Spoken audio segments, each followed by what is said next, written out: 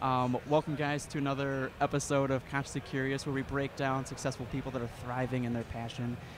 Today, we're in Rosemont at the Villain Arts Convention with Hiren Patel, who did the amazing piece of My Galactic Octopus 2 years ago, and I get nonstop. For real? For Still? real? Oh, seriously, for real. Yo, that makes me feel good, man. It still looks like it's popping. Heck yeah. Right? That's because you let me put black in there. A couple of years ago, like when we were doing this, like nobody would, because I was like, during that time, watercolor was kind of like the big thing. But yeah. Nobody would put black in it. So the reason why that looks so good is because you let me go so dark. Right. So, props to you. Awesome. Well, Hiren, thank you for being here today. Let's start with, how long have you been tattooing? Technically, I've been tattooing almost 7 years, but the first year was my apprenticeship, so that doesn't really count. So professionally, probably nearly 6. Okay. Yeah. Times fly by. You know what? I'm almost 40, so I kind of feel like that's more of a part of it than anything. I love the salt and pepper. Dude, thanks, man. I can't do anything about it. I can't do anything about it. Plus, it's, I don't know. I don't want to like dye my hair and stuff. Oh yeah. How old are you? 20. I just turned 29. My birthday was on Wednesday. Dude, happy belated birthday, man. Thank you. Right. I mean, everyone's like, do you feel old? Like, no, I don't feel old. Like, I feel like where I should be. Like, I'm content with where I'm at in life. Yeah. No, absolutely. I feel like that's more of a recent thing for me than anything. But then again, like, I have a pretty, like, a lot of freedom in this gig. You know what I mean? Right. Like, so that's awesome. It does kind of, everyone, you know what? Everyone does make the point that even though, like, 'cause I'm 38, that I don't act 38. Probably just because I'm meeting, like, young 18, 19 years old now, and, like, their parents are my age. You know what I mean? So it's weird now because they're like, well, you don't act like that. And I'm just like, sorry, not sorry. Yeah, right. I guess it's a good thing. So at what point did you realize you wanted to do tattoo? So, like we were talking about earlier, I'm a first-generation kid here. Right. So I was doing art and stuff, like, growing up. Okay. But I don't know what it was. Like, I had my mom's support to do art, but I also thought there was, like, this huge kind of, like, on the back burner over my shoulder, like, hey, you know, like, enjoy art, but let's what keep did your parents do? My mom worked for a company. Well, my parents divorced really early on. Okay. So I think my dad still owns, like, a motel and stuff like that. My mom worked for this company called Raytheon for many, many years, like 15 plus years around that, especially around that time. That was like the core of her jobs. So Raytheon, they did a lot of like the circuit boards and stuff like that from back then. Eventually they got bought out by the government. They would be the circuit boards for like missiles and engineering type stuff. Yeah. Okay. So she worked her way up through that company. I don't know what position she kind of like made it up to, but yeah, that's what she did. So what did she want you to get into the similar field? Like engineering? Yeah. No, the classic Indian thing, be a doctor, be an engineer. Right. I feel like now it's like software engineer, like for all the younger kids. Yeah. Like usually when I talk to Indians now, they're like, what else? And I'm like, software engineer, great. So it's refreshing to meet someone that's breaking the stereotype and breaking the mold. I'm definitely like the mold breaker in my family. Okay. Everyone else is like a pharmacist or a business investor, or financial investor, or something like that. And what was the initial reaction when you got into it? Oh, well, honestly, my mother and I, there was a huge backlash. Like, I think from the moment I got like a visible tattoo, that kind of like predated that. So I think that actually kind of helped in terms of like years later, when I did make the transition to like doing something like tattooing. Right. It kind of softened the blow, probably. But now after a couple of years, probably like two years ago, I started noticing like family members and other people just being like, "Hey, mom's very proud of you." She won't tell me, but like she goes around like she wears it like a badge of honor, which makes me feel great. At the end of the day, I think that's what it is. They just want you to be stable and successful, and maybe them growing up, successful to them was maybe the sciences like health and engineering, and that's all they've known, right? So they just want to project that to their spawn, their next generation. And when you've shown them that, hey, mom, I can be successful doing what I love, you know, and for those that have parents that don't accept that, that's tragic, you know. I mean, that was to the T my mom. Right. So I mean, honestly, I think for her, once she saw that I was still the same person, you know, I think she had a lot of like check marks to hit in her own mind in terms of like, you know, because like from the outward perspective, everything kind of probably seems a little outlandish. Right, you know what I mean? Like she won't come to these shows because she doesn't want to see boobies and nipples, that kind of thing. You know, that's kind of like you know, that's like the line for her. Okay. But yeah. Wow. Okay. Oh, good for you. Good for you. Talk about the initial upcoming. Like, how hard was it to find an apprenticeship? Or like, how did you know? Like, did you talk to your artist when you got tattoos? Like, how did you get into your foot in the door?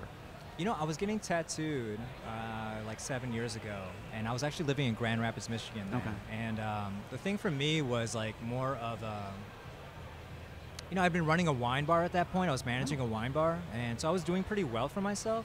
I was at a point in my career with that in particular where I was just like, how serious can I take this? You know what I mean? Like, because to be honest with you, I was a bit of a lush then too. I was drinking a lot. Okay. Kind of went hand in hand. Like, I show up at work and there'd already be like distributors there ready to show me the next product, show me the next thing. And even though we're like supposed to spit and like that, sure, and not drink it, yeah. Everybody does. Everybody does. And so I was just kind of in that flux, where I was just like, I don't know if I can what am I doing? Yeah, right. like, can I honestly live like this, or can I at least be honest with myself about where I'm at and like take it more seriously? Okay. Maybe sommelier or. Yeah, exactly, right, exactly. And that's a huge process in itself, the certification process. Right. And like, even then, a lot of people will invest a lot of their time into that and not make it. Oh, okay. I didn't know that. I mean, it is pretty tough. Okay. You got to be. There's so much we can get into with that, but like just knowing like the different things in the soil in that particular region in a particular year, and just like knowing was this a great year for those grapes or not? Because like if you're gonna invest in like cases and cases of like whatever this product is that came out, then you kind of gotta know that kind of stuff. You know? Right. So, anyways, so yeah, I was getting tattooed at the time, and I was just looking down at my arms, just being like, I could do this. Yeah. And I did it the wrong way, so I'm going to let everyone know. Sure. Like I did not do it the proper way. The proper way would be to find someone who you really look up to or motivated by, maybe inspired by, and like really try to be at the forefront of their shop, in their face, and just trying to be like, look at my art. Okay. Look at how well I'm doing. Let me clean the bathrooms. Let me just hang out. Let me just like do the thing, So eventually, like, you kind of like, I mean, as far as I know, like that's the best way to kind of do it, because you kind of just show someone like it just seems I really, pushy really too. want Like this. I'm not the type of person to be like salesy, right? So like it just comes off as like a kiss ass almost. It is. I mean, yeah, on some level it definitely is. Okay. No, it's got to be. I mean, it has to be, right? Okay. You're selling yourself. Right. You know what I mean? Right. And that's definitely a part of it. The thing for me was, I was kind of I don't really think this way now, but I think at the time I was like, I don't take no for an answer really well. Yeah. And I'm sorry for saying it like this, just who I was at the time, but when it's like a white guy telling me saying no, I especially like burns me up a little bit. Like I just like take it like, ooh. Add and fuel to the fire. Yeah, I'm like, I'm gonna do this, you know what I mean? So I eventually just bought a tattoo kit off of Amazon.com. I literally started tattooing myself. As soon as I started tattooing myself, like this overwhelming feeling came over me. It's like something new and something so different than anything I'd ever experienced. It almost felt like surreal and spiritual to like a certain degree. You know what I mean? Like it just everything like became like laser focused, and I was just like, oh my god, I could. This is my thing. This the way it made me feel and everything. And then I had a set number of tubes, so I was trying to do as proper as I knew how. Sure. So I tattooed a few more friends, and then I was talking it over with my girlfriend at the time, and I was just like, yo, I think I really, really want to give this a try. Oh, man. And she's like, I always wanted to move out of the city, try somewhere new. So we actually moved down from Grand Rapids, Michigan, to Cincinnati, Ohio. And that's where I searched out an apprenticeship and eventually got one in some small town just outside of Cincinnati called Avondale. Sure. But it was next to a university, so there were plenty of people to tattoo. Right. And it was just, yeah, man, I was off and running. How'd you pick Cincinnati? I kind of have like a gypsy kind of mentality, so I didn't really care where I was. Being from Chicago, I know a couple gypsies myself. Yeah, right? Yeah. And she felt more secure because her brother lived in Cincinnati. Oh, okay. So it was like, if stuff went awry with us, she still had people. Did Chicago ever flicker in your head? Like, should I go back to Chicago? Or even Detroit, It's like, should I? No, absolutely. Right. The thing that I had in my mind, though, at the time, I was like, the market's probably oversaturated. It's going to be hard to really stand out. So I just thought it would be a better move to be in a smaller city. Okay. Yeah. Okay. So that's the way I thought about it. Plus, let's be honest, I had a girlfriend at the time who I thought I was in love with and all of that. So I was like, oh, yeah, of course. Yeah. But where do you go, you know? I hear you. So, yeah. I hear you. Oh, sorry, go ahead. No, she was definitely very supportive. Okay. And, like, all of that, so, yeah. Okay.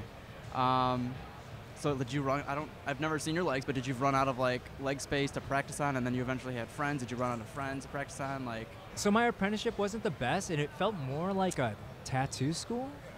But, like, your own, like, did you... Well, here's so the thing. Practice, well, here's the thing, because, like, a traditional, well-maintained apprenticeship is more of, like, you might trace Flash for, like, 6 months. Okay. You might just, like, just focus on your own art and like, really try to figure out the structure and what makes the longevity of tattoos and just getting the ins and outs and the feeling of things. And once you're there at that point, because like, so a traditional apprenticeship, minimum a year, but it could go up to like, I've heard, it's not unheard of to hear like 3 years, 4 years.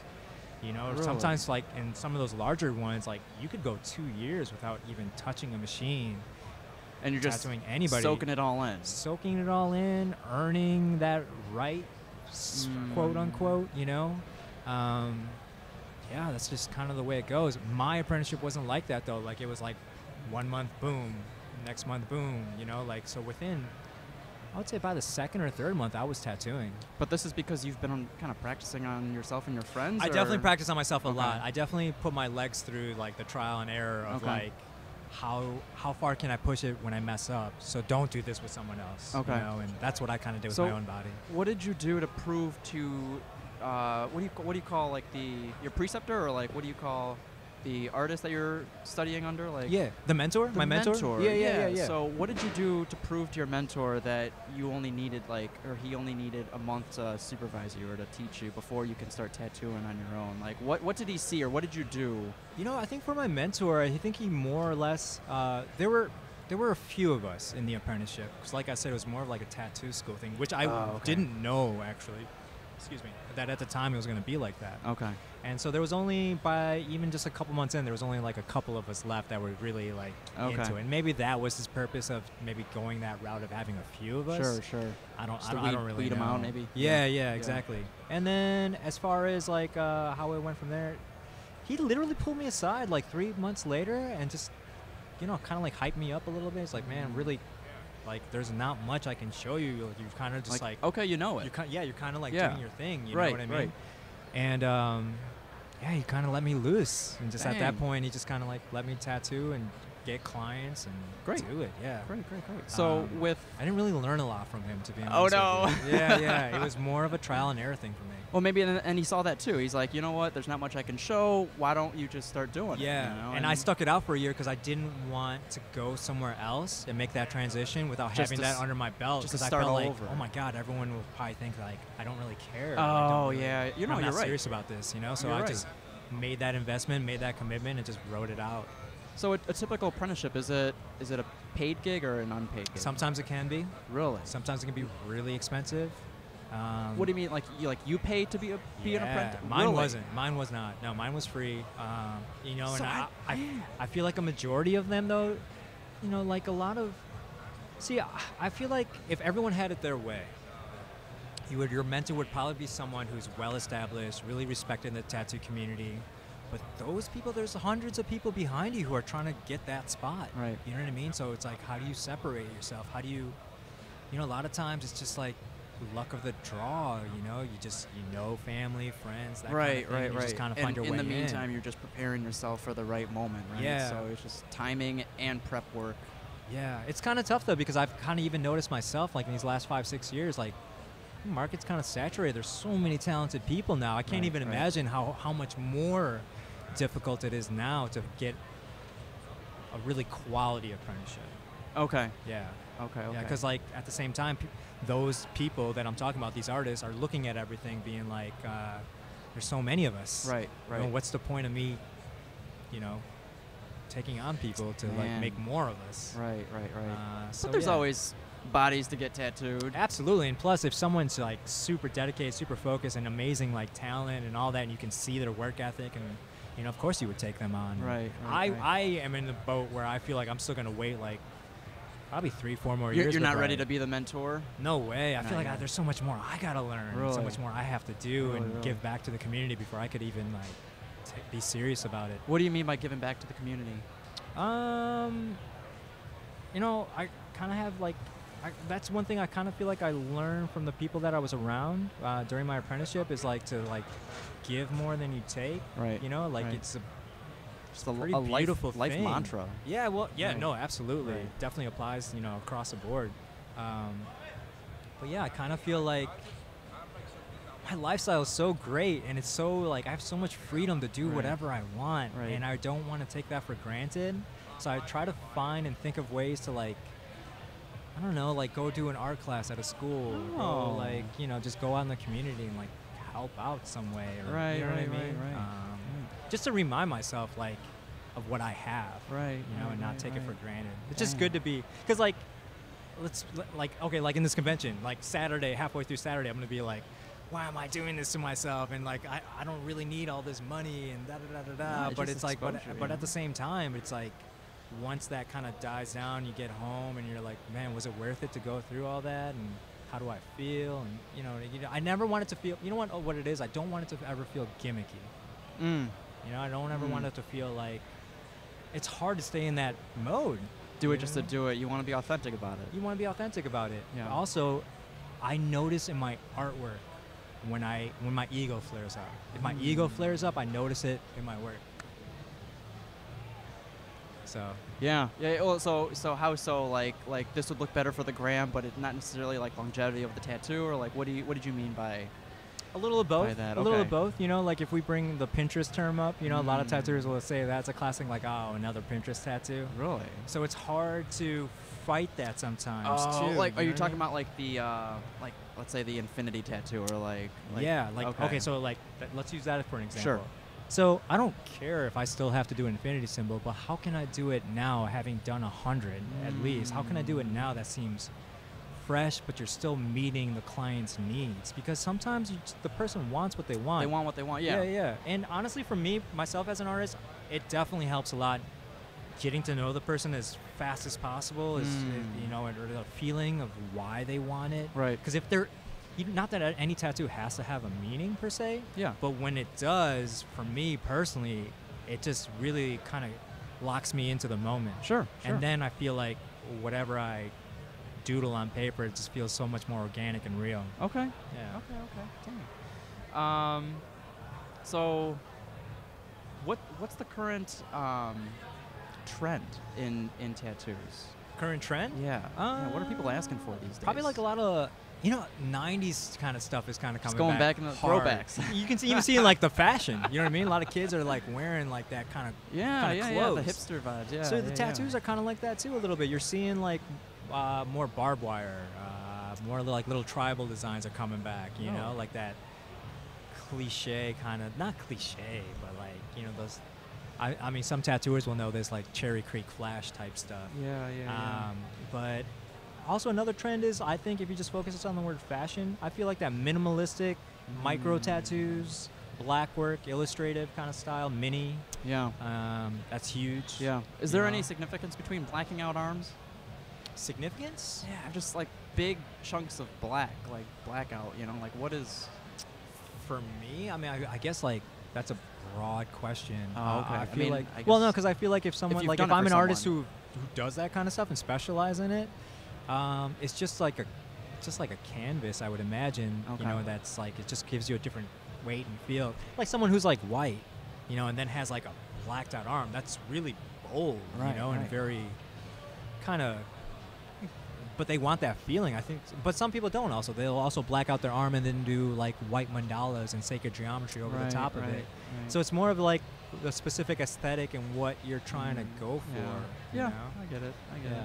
So what's still art at the end of the day? It's kind of subjective. I agree. Like you said earlier, it doesn't have to have complete deep meaning. It's just it is what it is. Some of those are black armbands are because they have a lot of old stuff that are just trying to cover up. You know what I mean? That's cool too. So I'm sure that's a little bit of So aside from living your dream and just getting to do what you love to do on a day-to-day basis, maybe from an external motivation, like what's been very fulfilling about the job?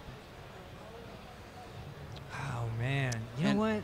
For me, Yeah. I really enjoy the process. Okay. I think sometimes, depending on where I'm at, and you know, if I'm like low energy or just like high stress, because sometimes it is a high stress job. Right. But like once you get through that little bit of process, then you actually get to the point where the tattoo's done, and that client looks down, especially if they haven't been paying attention to every little mark through the whole thing. You know, just a look on their face and that feeling you get, like when someone's stoked on their tattoo, there's no way to describe how that makes me feel. When you're bringing their vision to life, when they're like, you know, I want this and that, I don't know what it could look like, and then you come up with it, and they're like, wow, like I could not have done it better myself. Right, and you know what? That is something that comes up. I think I'm super thankful that I don't know if I always hit the mark, but like when somebody gives you that feeling that you went above and beyond, even what they had conceived. Right. That's a great feeling. Right. Like, I think I strive for that in everything that I do. I mean, is that the epitome of what to strive for? I mean, I would think for most people, absolutely. I think so too. Absolutely. I mean, at the end of the day, we're trying to make money, and this is like a part of my livelihood. Sure. But it goes back to kind of what we were talking about earlier. Like, if I can mitigate any kind of like business mindset, money kind of mindset away from it, and kind of keep it fluid in terms of like it's about the art. It's the money will art. come. Yeah. Like everything else will come and fall into place. And I feel like the last couple of years that's really been more my focus and general direction. Okay. Yeah. All right. Now here's a tough one, Hiren. Okay. Have you ever had a client that wasn't happy? Yeah, I have. And how did you deal with that? Or like, one story. This one was hard. It was like a year and a half into tattooing. It was my first year. And this lady had lost her godson, and it had been like 2 days. She had like buried him, and she was literally like a week away from having full custody of him too. So it was like a weird situation, very specific and odd. And so she decided to get like a tribute tattoo, like right here on her chest. And at that point, she had a lot of like hodgepodge type tattoos. She didn't really pay a lot of money for them. This was her first time, like really like. Trying to like, get a legit tattoo. A legit, quote unquote legit tattoo. So anyways, I get done with the tattoo, and hear the most painful story, going through it, and really like there's a lot of pressure. Yeah, it put me like in the moment, kept me there, like I'm gonna do my best, everything, God, it was such a sinking feeling. Like we got done with it. She went to the mirror. She hadn't looked at it all because it was on her chest too. She never I noticed she wasn't like looking down. She was just going through this process in her head of just like grieving process. Yeah, absolutely. Yeah. And so she gets to the mirror, she looks at it, and she's literally looking at the mirror, and she's just like, I hate it. Those were her words. I hate it. And I was like, and I got stuck. I remember what was probably just a couple of seconds, felt like an eternity, and I was just like, that'll be $300. No. That's what came out of my mouth, like the most insane thing to say in that moment. And then like I was just like, I'm so sorry. Like I'm sure like a part of it is like you were expecting some kind of closure maybe. I don't really know, but like what do you say? What do you do? It's the most awkward I've ever felt in tattooing. I didn't know like how to. She paid and she all of that. Did you like offer to like what can I do? Like what? Yeah, I did. There was all that, and she was, but I think she didn't say it at the time, but like, she was like in tears too, and like, I didn't know how much of the tears were about the tattoo and all that. She never wrote me back. She never said anything. I did offer whatever it takes to get it right. Like I will absolutely do. I do remember saying that. But in terms of like her ever giving me that opportunity or letting me know if it was okay after some time had passed or whatever, I gave her exactly what she wanted. Oh, and I actually did a color study of the whole design. Like I don't do this anymore because it would just take too much time. But like I drew it up. I showed her exactly how the colors are going to be. She asked exactly what she wants. She saw the color study, so in the size that it was going to be, in size and scale that it was at. Right. So there was literally nothing different that I did. So. And at the same time, did you eventually realize like you can't please them all?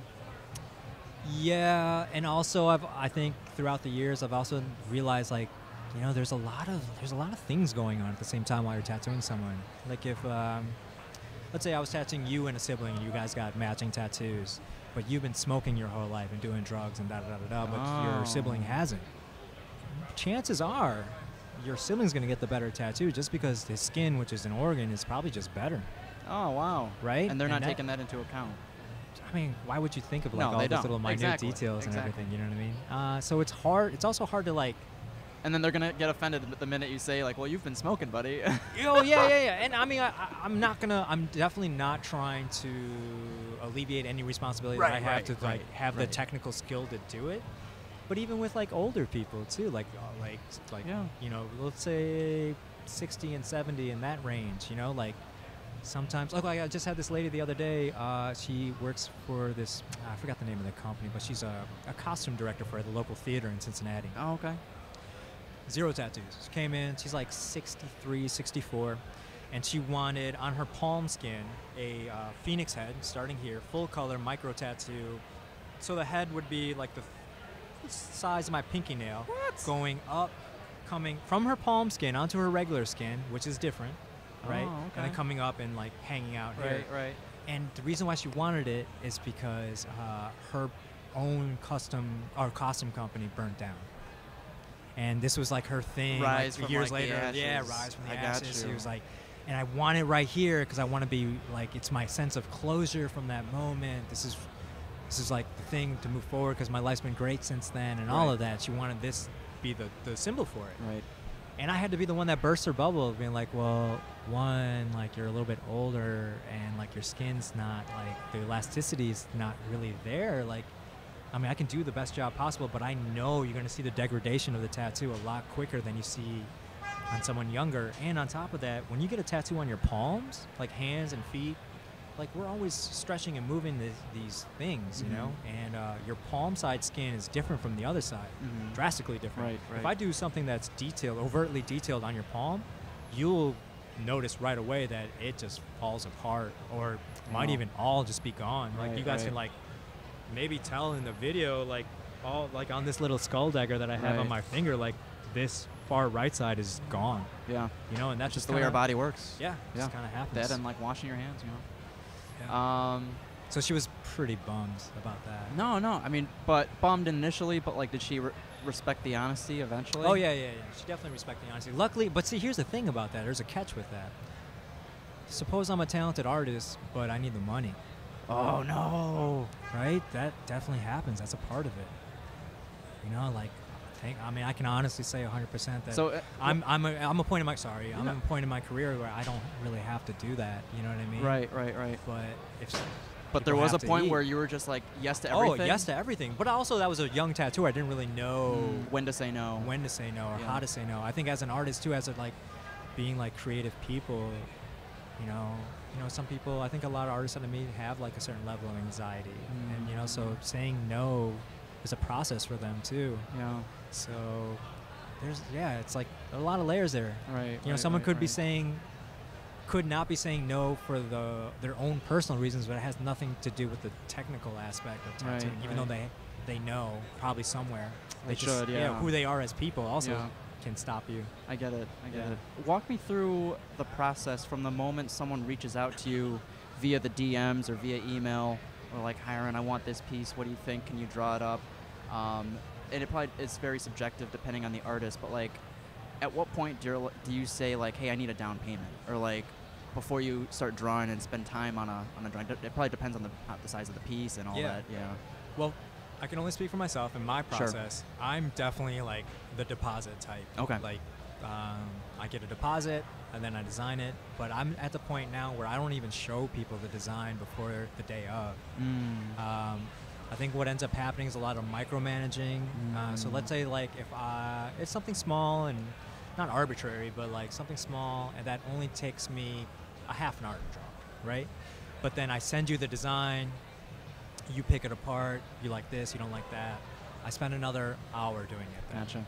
And then I send that back, and you're like, no, that's not really what I expected. Now that I see it this way, I don't really like it. Maybe a little bit middle ground between those two. And then I spend another half an hour, 45 minutes on it. Then you look at it, you're like, all right, cool, I'm going to think about it for a while. It's like, well, now I've already put in 2-3 hours on it. Yeah. And I don't even know if you're going to get it. Right? You're going to sit there and mull it over and that kind of thing. And so you can run, so like to kind of like put that out of context, or like out of the way, I just get a deposit. And like, I'm pretty upfront about it. Like if you can kind of tell right away too when how somebody like flaky and how someone's communicating to you, like how committed. Yeah. So like if I get the feeling like, oh, I don't really feel the level of commitment here, I'll be like, hey, why don't you send me an email? I'll send you a generic email back that goes over all the booking details and everything. So I have this thing like already set, and I took bits and pieces from actually other prominent artists that inspired me and motivated me. And I noticed like, man, this is such a great thing. I need to use this as a tool. Yeah. And so it kind of. And what it does, it kind of makes it better for everybody. You know, it mitigates the process a little bit. Just waste, you know, what the expectations are. Right, yeah. right. And I rarely run into a problem now. Rarely. And it does happen. Like somebody will come in, they don't like the design, and I will bend over backwards. Like I've already got some of your money. I know, like you're serious about it. I just ask for that little bit of flexibility, and I mentioned that in my booking info. Like, hey. If we need to reschedule, like just realize like it's not because I can't make those major changes to design in that moment. Right. It's just know like you're there. I feel that pressure. You're not going to get the best out of me because I'm trying to rush through it. And if you already don't like the design, I'm not going to try to use that as a starting point again. I'm going to scrap it and we're going to do something else. You know. So that's the way that's what keeps me honest. You know, or just honest to my process and how I would feel about the end product. Sure. Yeah. Sure. And then on the day of, you're setting up to actually do some ink and stuff. And do you allow the client to do whatever they want, whether it's listen to music or, I mean, one of my artists, we like popped on some Netflix. Like, what's your go-to? Like, if you had, or do you like to just talk the whole time, or? So when I do guest spots in other shops, it's really about the environment that you're in. So like some studios or shops will have TVs and movies and stuff playing. Other shops won't.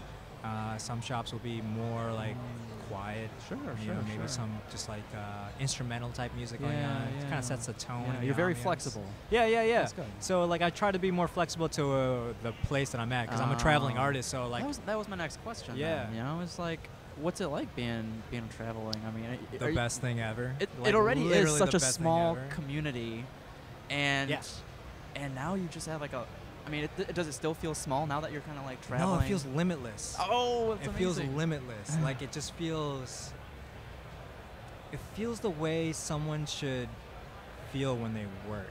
You know, they should never. It never feels like. I mean, at times it feels like work. I'd be lying if I said it doesn't. But like, but that's a.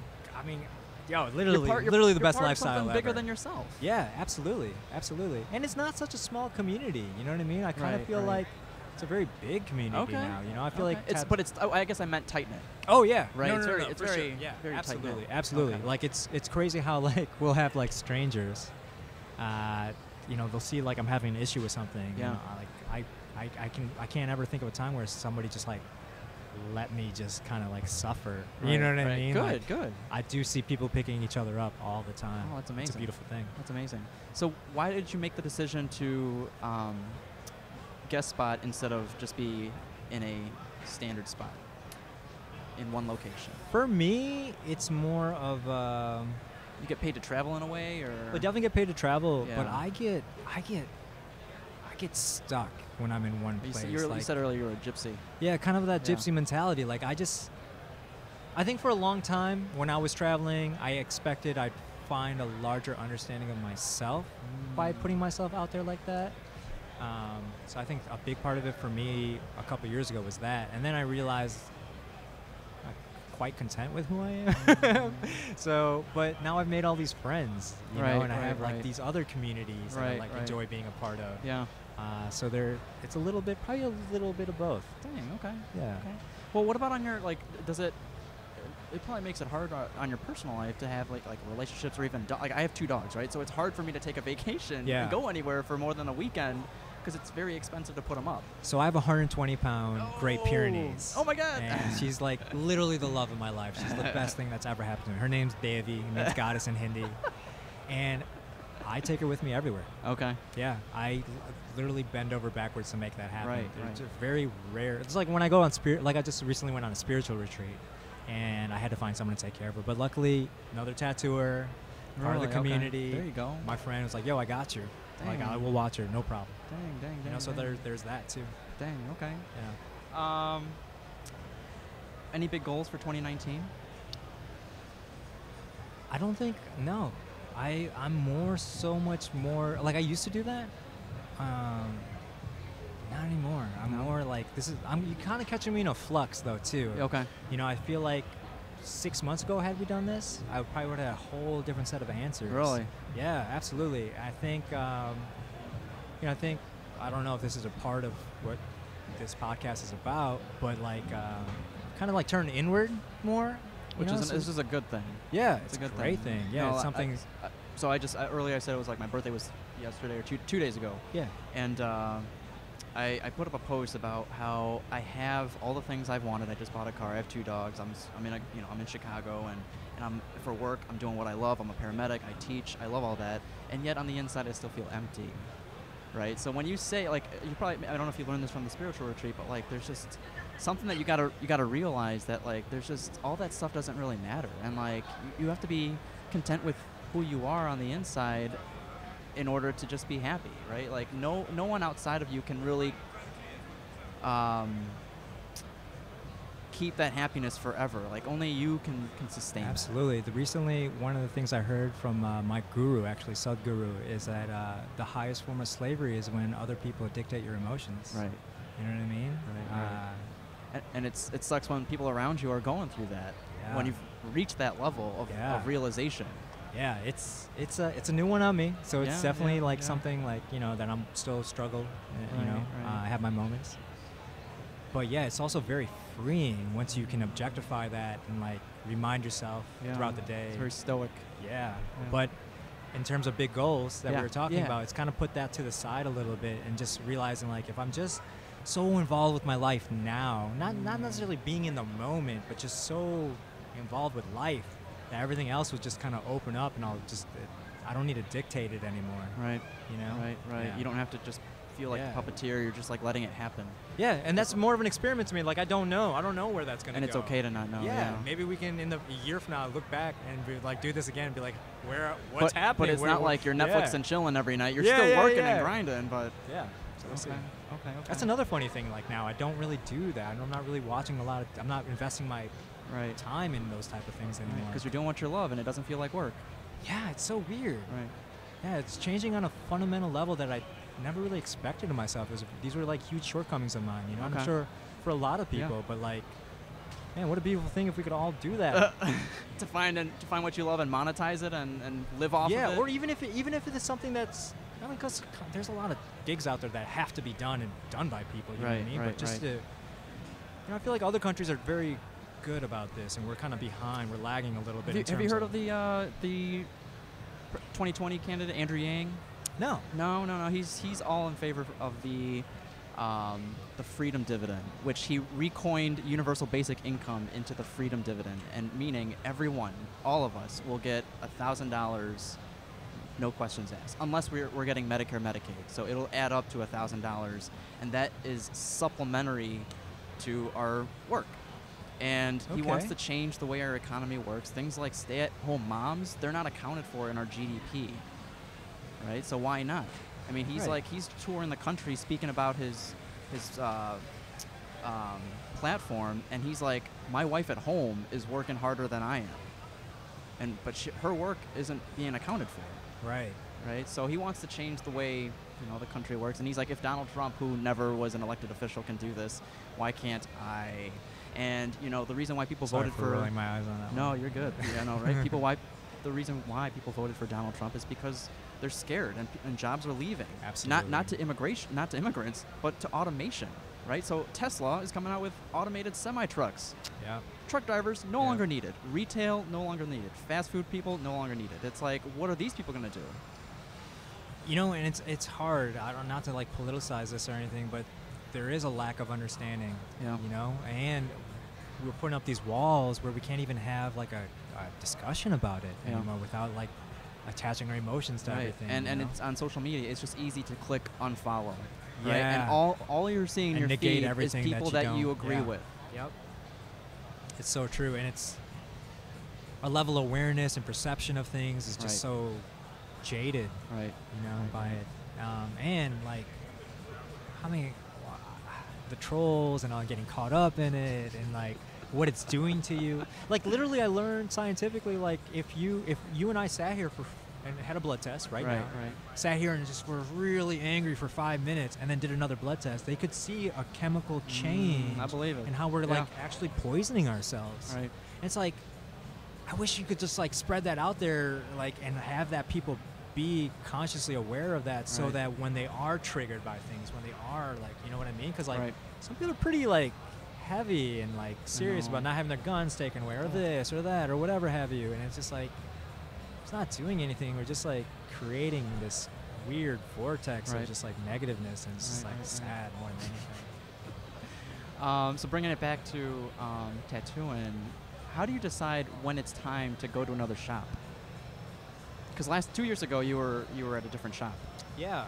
Well, 2 years ago I got fired from my shop. Shit. Yeah, I got fired. What'd you do? No. And this is actually important, because like what we were just talking about being in a healthy state of mind. Okay.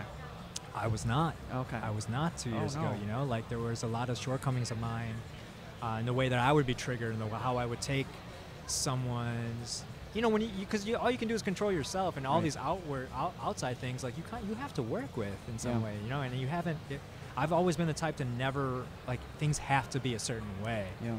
And I got into an argument with a coworker of mine who I used to travel with all the time as well, and one day he hit a nerve, you know, and he was being passive aggressive about the situation. I was being aggressive about it, so I was the one that was let go of, because that affected our surroundings. When you're passive aggressive, you can be coy and quiet, and nobody really knows what's going on, you know. But I was like, da da da da da, you know what I mean, in front of clients, standing up for what you believe in. Right. Standing up for what you believe in. It was definitely a mistake, but I wouldn't change a thing. I would not change a thing, because like I needed that lesson so bad, you know, because it's led me. Everything has led up to who I am now. So yeah. Was it hard to get back on your feet? For a couple months, yeah. You know, I think I had to go through that roller coaster of like, is there something fundamentally wrong with me? Yeah. Have I just been living oblivious to like this thing that I'm not paying attention to? And it actually scared me a lot, you know. And like I looked at my most personal relationships, like, shoot, what am I doing to them? You know, how am I impacting their lives? Yeah. So, I mean, it's a catch-22. I get you. Yeah. What about?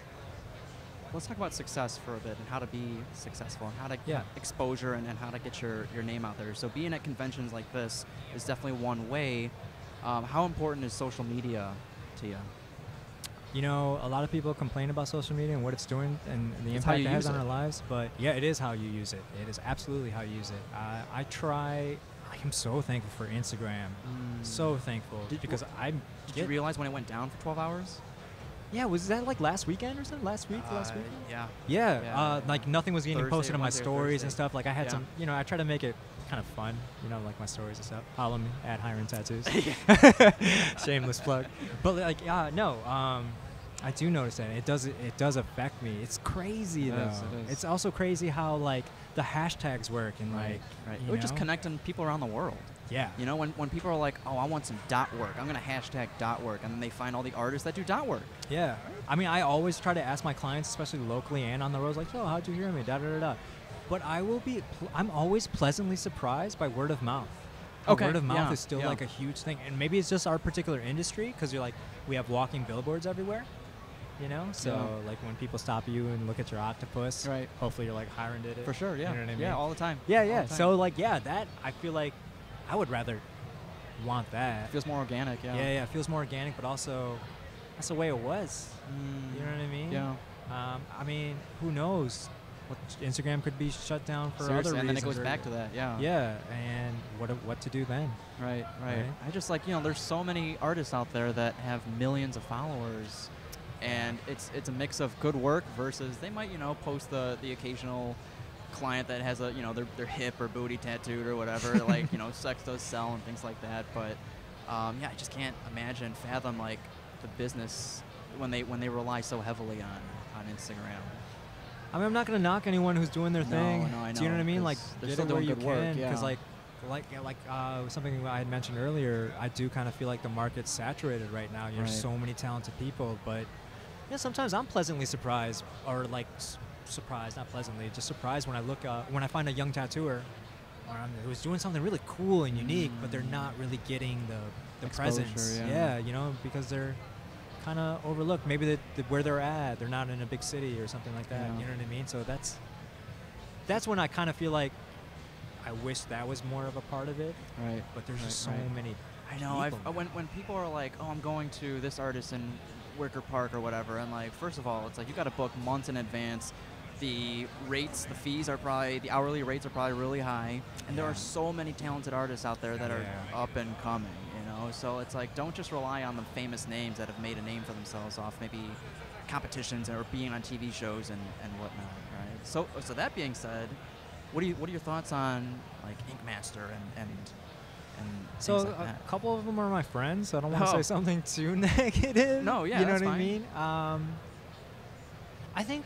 I think in terms of what it's done for tattooing, it's pretty great. There's positives and negatives to everything. Sure. I think I oscillated between the two for a while. Like at first, I was like, "Oh, that's great exposure. I need to get in there. I gotta do this. You know, and try to make this my thing." Because like, kind of set for life kind of thing. You know, Right, like people know you. You don't have to worry about building that clientele and establishing yourself that way. Or it can go sour though too. You don't do your greatest work. Yeah, and then it's all a lot of a sudden, pressure to be on the show, right? Yeah. So if like one slip up, then and let's be honest, like they gotta sell the show, you know, drama, right? Yeah, and that's a big part of it. And I think for me, that's what keeps me from watching it now. You know, like I do like support anyone who I know who does the show. But it is that thing, you know, like if you're a beautiful woman, a beautiful dude, like that's a win-win for you. You know what I mean? Unfortunately, we do live in a society where that's a thing, and not really the artwork isn't put at the forefront of everything. Right. So that's a part of it. Damn. Part of it. But how do I feel overall about it? I think overall it's a great thing because more people are getting tattooed now with the show being. Right. I think people in general are just becoming more accepting of tattoo art. And they're putting a lot of good information out there too, in terms of like what's a bad tattoo or what dictates a good tattoo if longevity is your thing. Yeah. You know, a lot of like these, and I do it too, like these fine line detail tattoos. You know, I try to tell every single person like, hey, technically I feel like I can pull this off, and I will give you my best, the best version of this tattoo that I am capable of doing. Right. But let's be realistic. If you want this thing, if your expectations are for this little thing that has tons of details to hold up 10, 15 years from now, that's unrealistic. Right. You know, it's not a piece of paper. Right. You know, as you change, the tattoo changes. As permanent as it is, it's changing with you. Yeah. So, yeah. Dang, okay. If you could go back in time and change anything, would you have taken the traditional route as far as apprenticing? Or what advice would you give to someone up and coming right now? When there's a will, there's a way. You know, if I think there's space enough for everybody. Yeah, if you want enough, you can find a way. I would just say, just be smart about it. Because I can't say not to do it the way that I did, right? Because that's kind of weird. Because I'm living proof of that. Yeah, right. Exactly. I would say just be smart about like there's basic information out there just to make sure you're not, like giving everyone hep. And not like, you know what I mean? Yeah. Like, I mean, honestly, like, because like what? I mean, ancient humans and our ancestry and, tattooing like that, like goes back years and years. Like, so they didn't have everything that we have now. So that's a part of it too. You know, like the human body is a pretty amazing thing, but at the same time, like, bugs and bacteria do their thing, Have you ever come across someone with any of that? I have had people like run into infections and stuff like that. Now, I try to do everything as properly as possible, but even in this convention, right? Like you're seeing people with half-finished tattoos. This is I gotta share this thing. Please. So like, if you have a half-inch tattoo and your tattoo artist can cover it, and you go to the bathroom and you're at your stall peeing, and then you don't wash your hands on the way out, and I'm an artist, like, I am the guy at the artist, like, yo, man, it'd be pretty nice if you wash your hands. Like, I am that dude in the dude's bathroom saying that, you know what I mean? Like, because it's a biohazard, you're trickling blood everywhere, and it's like, when we tattoo, like, nanoparticles are in the air, it's, you gotta kind of, like, we gotta keep that down. For sure. So, awesome PSA, thank you for that. Yeah, no, that's a big one. Okay, okay.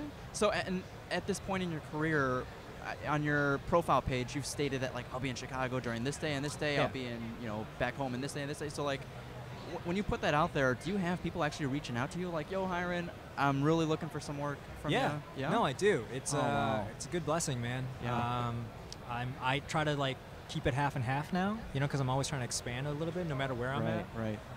So I'll just take on a handful of appointments and then just keep the time open, because also the conventions are a great opportunity to do your own work too. Like what do I really want to do? Right. So I put my designs out and hopefully, I get a handful of people to do that, because then like the engagement in the process is like it's half, yeah. Oh my God, it's like 100%. I'm like, that's when 150% comes in, because I really want to do this. Right. Dang, okay.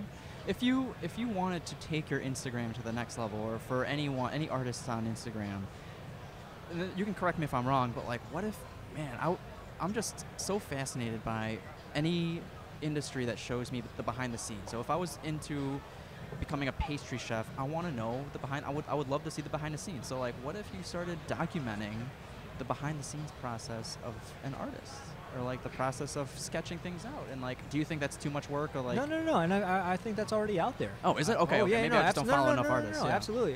There's well-established artists who like make the time-lapse videos and put their whole process out there. Okay. I think some of us feel like it's our responsibility to do that. Yeah. There's a lot of misinformation out there. Right. The internet's it's a good and bad thing, right? And allowing your followers to see who Hiren is, right? So like, instead of just like all like pictures of just your art, you put your voice out there, your face out there, and they're like, this guy is so down to earth. I would love to get some art from him, kind of thing. See, I like to. I don't like. Or is that not professional? No. I don't like thinking like that's something that I'm trying to do. No. But something I'm trying to avoid is like, all right, I only got 10 followers today. Oh no! I want to get 100 more. For some, it's a like, numbers what can game. I? It's not. Yeah. But you can attach it to those type of things. Like, well, maybe if I show them my process, that'll gain me more followers. So it's all about like your shift in perspective. I think it's more of you want to come from the perspective of teaching the public how your process is. True. Right. True. And like I admit, I'd be the first to admit, I get caught up in the numbers game occasionally. But like, it's you got to be in it for the long game. Right, and it just like by putting in the work day to day, and by putting out content, because we're playing that social media game. Yeah, the followers will come, the money will come, the followers will come. But we're also talking about engagement. Yes. Right. Yeah. And it's and the thing you got to keep in mind is, are you inciting an emotion? Oh. That's how you get engagement. Right. It's one thing to just like a picture. It's another to drop a comment. Right. So and it's both and bad. It's like if anything's controversial, like. I run 3 accounts, one of them for my EMT class, and I posted a picture of someone using CBD drops to heal a seizure, to stop a seizure, and like that was so controversial, and like, but the engagement went from hundreds of comments down. Wow. Yeah. So that's just something to think about next time you're just. No. I notice like when I feel burnt out on social media and I walk, let's just take a step back away from it. I notice that a lot. I notice that. Because like now you got business profiles on Instagram, so you can see your insights in terms of like how much you engage people, when to post things, who shared what, like exactly. And I notice like when I'm not engaging my audience, that it's like straight down. Other key trick is right after you post, don't shut off Instagram. Go back through your feed and drop some likes and comments in people you follow. Right. And they call priming your post, right? So you like and comment other people's posts. And by the time you post something, they come back and engage with your stuff as well. It's just this feedback loop of coming back. So I know that's like going too technical now, but no. And honestly, this is good for me to hear, because I'm not the most mindful person about my social media. I try to keep myself like engaged, but just enough space where I don't feel like, you know what I mean? Like, but like at the center and bedrock, it's good content, good art, and good value, and then that's what keeps people coming back. Look, I know people. All the gimmicks can work here and there, but that's not what brings people back. True. But here's the thing that catches me. Is like, let's say you're an artist and you spend 4 hours this day tattooing. I know plenty of artists who will also spend the next 4 hours on social media. That's a lot of time. Engaging that way. But they see results, so then it's almost becomes this addiction. Yeah. You know what I mean? Yeah. You got to find that fine balance. You do. For me personally, that's why I think that word of mouth thing is so important. Like, like, if that could be it for me, and I could still engage You would people and put unplug. myself out there in a real way, not necessarily unplug, but just feel good about like Not being on it as much, or yeah, just how I felt about that's fine. my process. You know, there's no You know what right I mean? way, and as long as you're not complaining, then you're fine, right? Right. Like people that are unhappy but not doing anything about it, that's when you got to do something about it. But if you're content with how things are, then no complaints. Well, I mean, isn't being authentic a part of it too? Don't you want, you know what I mean? Like, wouldn't you want the people who are into what you're doing to be like, to feel that? Like for me, Right, it is, right, you know what I right. mean? Like, I don't know. But I mean, for a lot of people, they are authentic through social media. No, true, Right? True. But I think it's all about the way you perceive it yourself and how it, you know, Right, impacts right. you as a Yeah. person. I agree. Yeah. Well, we got to get our session started. I know we're like taking a lot of time. What time it's is already, It's already 2:18 or something like that. Oh, yeah, we're So good. We're good. Yeah. Well, I mean, that's pretty much all the questions I had. Did you have any advice that you wanted to spit off before we hop off? No, not really. I mean, No. if you know, you get people who reach out and have questions, like feel free Yeah, to. we're like, get a so hold of you me. said at Hiren Tattoos. At or- Hiren Tattoos, Okay. HIREN Tattoos. Right. There you go. Well, Hiren, thank you so much for spending the thank time. you, man. It's seriously been a pleasure. I can't wait to get some more work from you right now. Today. But yeah, Yeah, right now. Right I'm excited. now. I'm excited. But yeah, stay tuned. Thanks, guys, for the next episode of Conscious. Dude, this is a Curious. great thing you're doing. I think this is really cool. I hope it like sets off for you and Thank you do you. super well, man. Thank you. All right, peace, guys.